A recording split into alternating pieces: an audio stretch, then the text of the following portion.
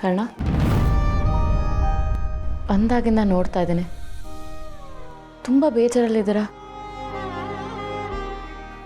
ಹೇಳ್ಕೊಳ್ಳೋ ಹಾಗಿದ್ರೆ you can share it with me. ಇವತ್ತೊಂದು ಕತೆ ಕೇಳಿದೆ, ಅದ್ರ ಬಗ್ಗೆನೇ ಯೋಚನೆ ಮಾಡ್ತಿದ್ದೆ.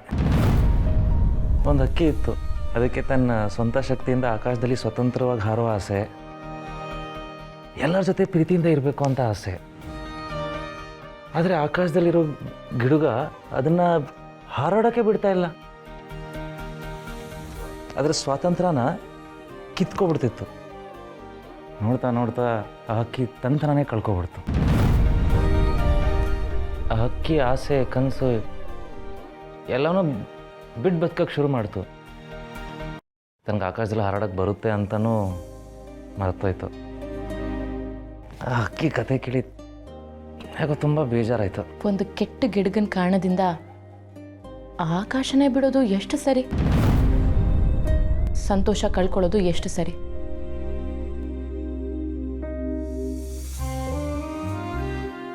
ಆ ಹಕ್ಕಿ ನಂಬಿಕೆ ಕಳ್ಕೋಬಾರ್ದು. ಕಳ್ಕೊಂಡಿರೋದ್ನೆಲ್ಲ ಮತ್ತೆ ಪಡ್ಕೋಬಹುದು. ಆದರೆ ಭರವಸೆ ಕಳ್ಕೊಂಡ್ರೆ ಮತ್ತೆ ಹರೋದು ಕಷ್ಟ ಅಲ್ವಾ? ಆದರೆ ಆಕಾಶ ಹಕ್ಕಿಗೆ ಸೇರಿದ್ದು, ಅದನ್ನೇ ಬಿಟ್ಕೊಟ್ಬಿಟ್ರೆ ಬದುಕನ್ನೇ ಕಳ್ಕೊಂಡು ಹಾಗಲ್ವಾ? ಮತ್ತೆ ನಂಬಬೇಕು, ಭರವಸೆ ಬೆಳೆಸ್ಕೋಬೇಕು, ಹಕ್ಕಿ ಹಾರಲೇಬೇಕು. ಈಗ ನೋಡಿ, ತೇಜಸ್ ನನಗೆ ಮೋಸ ಮಾಡಿ ಹೋದಾಗ ಮತ್ತೆ ನನಗೆ ಪ್ರೀತಿ ಆಗಲ್ಲ, ಯಾರನ್ನೂ ನಂಬಕ್ಕಾಗಲ್ಲ ಅಂತ ಅಂದ್ಕೊಂಡಿದ್ದೆ.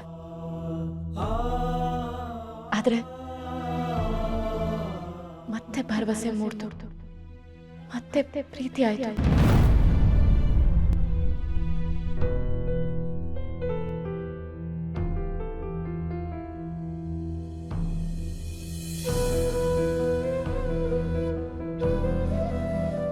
ಪ್ರೀತಿನ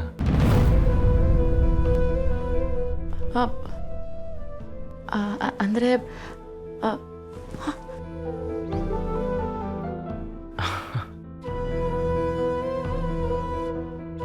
ಮಗು ಪ್ರೀತಿಸಕ್ಕೆ ಶುರು ಮಾಡಿದ್ದೀರಾ ಅಂತ ಹೇಳ್ತಿದ್ದೀರಾ? ನೀವು ಹೇಳಿದ ಕರೆಕ್ಟ್ ನಿತ್ಯ ಅವರೇ. ಬದುಕು ನಿಂತಿರೋದೇ ಭರವಸೆ ಮೇಲೆ. ಒಬ್ಬರ ಮೇಲೆ ನಂಬಿಕೆ ಕಳ್ಕೊಂಡ್ವಿ ಅಂತ ಎಲ್ಲರನ್ನೂ ದೂರ ಮಾಡೋಕ್ಕಾಗಲ್ಲ. ಹೌದು ಕರ್ಣ, ಕಳ್ಕೊಂಡಿರೋದನ್ನೆಲ್ಲ ಮತ್ತೆ ಪಡ್ಕೋಬಹುದು. ಸಾರಿ, ತುಂಬ ತಲೆ ತಿಂತಿದ್ದೀನಿ ಅನಿಸುತ್ತೆ. ನೀವು ಮಲ್ಕೊಳ್ಳಿ. Good night. ಅಯ್ಯೋ, ಹಾಗೇನೂ ಇಲ್ಲ, ಮಲಗಿ. Good night. ಕರ್ಣ, ನಾನೇನಾದರೂ ಆ ಹಕ್ಕಿ ಆಗಿದ್ದಿದ್ರೆ ಒಂದನ್ನಂತೂ ಮರಿತಾ ಇರಲಿಲ್ಲ. ಏನು? ಯಾವುದೇ ಕಾರಣಕ್ಕೂ ಆ ಗಿಡಗನ್ನ ನಾನು ಸುಮ್ಮನೆ ಬಿಡ್ತಾ ಇರಲಿಲ್ಲ. ನಾನಿರೋ ಜಾಗದಿಂದ ನನ್ನ ನೂಕಿ ನೀನು ಯಾವುದಕ್ಕೂ ಪ್ರಯೋಜನ ಇಲ್ಲ ಅಂತ ಫೀಲ್ ಮಾಡಿಸಿದ್ದಕ್ಕೆ ಖಂಡಿತ ಆ ಗಿಡಗಂಗೆ ಪಾಠ ಕಲಿಸ್ತಾ ಇದೆ. ಒಬ್ಬ ಕೆಟ್ಟ ವ್ಯಕ್ತಿ ತಪ್ಪು ಮಾಡಿದಾಗ ಜಗತ್ತು ಇವನ್ ಬುದ್ಧಿನೇ ಇಷ್ಟು ಅಂತ ಸುಮ್ಮನಾಗುತ್ತೆ.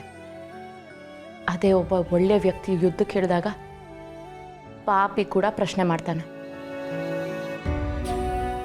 ಯಾಕೆ ಗೊತ್ತಾ? ತನಗಿರೋ ಶಕ್ತಿ ಎಂಥದ್ದು ಅಂತ ಅವನಿಗೆ ಅಂದಾಜಿರೋದಿಲ್ಲ.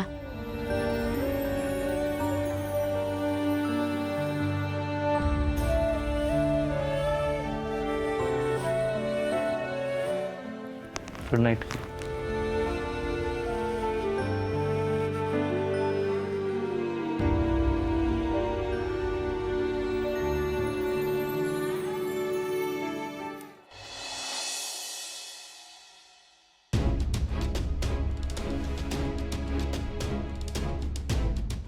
ಏನಣ್ಣ, ಕರ್ಣ ಮತ್ತೆ ಮತ್ತೆ ವಿನ್ ಆಗ್ತಿರೋ ಹಾಗಿದೆ.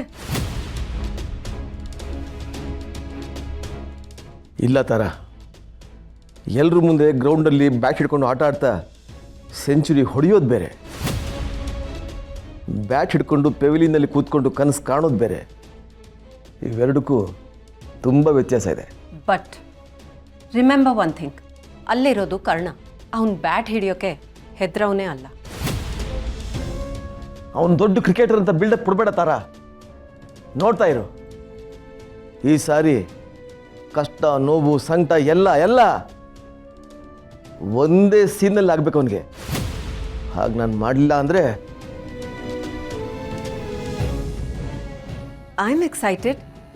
ಏನು ಮಾಡ್ಬೇಕ? ಓ, ನಿನ್ನ ಪ್ಲ್ಯಾನ್ ಏನು ಅಂತ ನೀನು ಯಾರಿಗೂ ಹೇಳಲ್ವಲ್ಲ. It's okay. Don't get upset. Sometimes I tell you, ಈ ಸಾರಿ ನಿಧಿ ಮದುವೆನ ಫಿಕ್ಸ್ ಮಾಡಿ. ತಾರಾ, ಪ್ರೀತಿಸಿರೋ ಜೀವನ ಕಳ್ಕೊಳ್ಳೋದು ಅಂತಂದರೆ ಹೇಗಿರುತ್ತೆ ಗೊತ್ತಾ? ಕರ್ಣಂಗೆ ಗೊತ್ತಾಗಲಿ. ಅವಳಿಗೋಸ್ಕರ ಒಂದು ಒಳ್ಳೆ ಹುಡುಗನ ನೋಡಿದ್ದೀನಿ. ಕರ್ಣ ನನ್ನ ಹತ್ರ ಬರಬೇಕು, ಕಾಲಿಗೆ ಬೀಳಬೇಕು, ಸಾಕು ನಿಲ್ಲಿಸಿ ಅಂತ ಒದ್ದಾಡಬೇಕು. ನನಗೇನಾದರೂ ಮಾಡಿ, ಆದರೆ ನನ್ನಿಂದ ನಿಧಿನ ದೂರ ಮಾಡಬೇಡಿ ಅಂತ ಪೇಚಾಡಬೇಕು. ಆದರೆ ನಾನು ಕನ್ಸಿಡರೇ ಮಾಡಲ್ವಲ್ಲ. What? Who is the guy? ಯಾರು ಹುಡುಗ? ಅವನು ಡಾಕ್ಟ್ರೇ. ಇವನಷ್ಟೇ ಬುದ್ಧಿವಂತ, ವೆಲ್ ಬಿಹೇವ್ಡ್, ವೆಲ್ ಎಜುಕೇಟೆಡ್. ನೋಡೋಕೆ ಇವನಿಗಿಂತ ಚೆನ್ನಾಗಿದ್ದಾನೆ. ನಿಧಿನ ಮದುವೆ ಮಾಡಿಕೊಂಡು ಅಬ್ರಾಡಿಗೆ ಕರ್ಕೊಂಡು ಹೋಗ್ತಾನೆ. ಕಾರಣ ಭಾರತದಲ್ಲಿ, ನಿಧಿ ಬರ್ಮಿಂಗ್ಹ್ಯಾಮ್ನಲ್ಲಿ. ಹೇಗಿದೆ ನನ್ನ ಐಡಿಯಾ? ವಾವ್, ಸೂಪರ್ ಅಣ್ಣ. ಮೇಡ್ ಇನ್ ಇಂಡಿಯಾ ಅಮ್ಮ.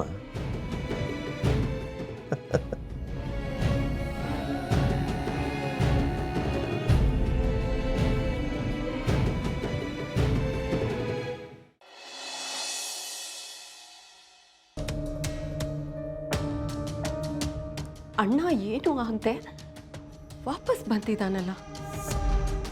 ಒಂದು ಸಾಯ್ಬೇಕಿತ್ತು, ಇಲ್ಲ ಅರೆ ಜೀವ ಆದರೂ ಆಗಬೇಕಿತ್ತು. ಓ,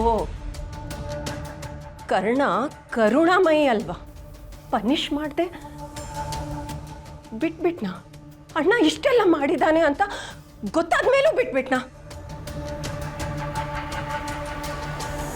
you are a fool Karna, idiot. ನಾನೇ ಕ್ರಿಯೇಟ್ ಮಾಡಿಕೊಟ್ಟಿರೋ ಇಷ್ಟು ಒಳ್ಳೆ ಅವಕಾಶನ ಮಿಸ್ ಮಾಡಿಬಿಟ್ಟಿಯಲ್ಲ. ನಿಮ್ಮ ಸ್ವಂತ ಅಪ್ಪನ್ನ ಕೊಲ್ಲೋಕ್ಕೆ ಇದಕ್ಕಿಂತ ಒಳ್ಳೆ ಆಪರ್ಚುನಿಟಿ ಎಲ್ಲಿ ಸಿಕ್ತಿತ್ತು? ಶಿಟ್, you missed it Karna.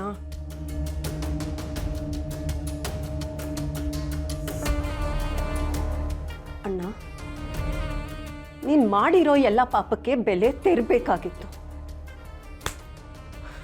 But you escape. ಇಲ್ಲ, ನಾನು ಬಿಡಲ್ಲ. ಎಲ್ಲ ಬಿಟ್ರೆ ಹೀಗೆ ಎಲ್ಲನೂ ನಾರ್ಮಲ್ ಆಗಿಬಿಡುತ್ತೆ. ಎಲ್ಲ ನಾಶ ಆಗಬೇಕು, ಸರ್ವನಾಶ ಆಗಬೇಕು.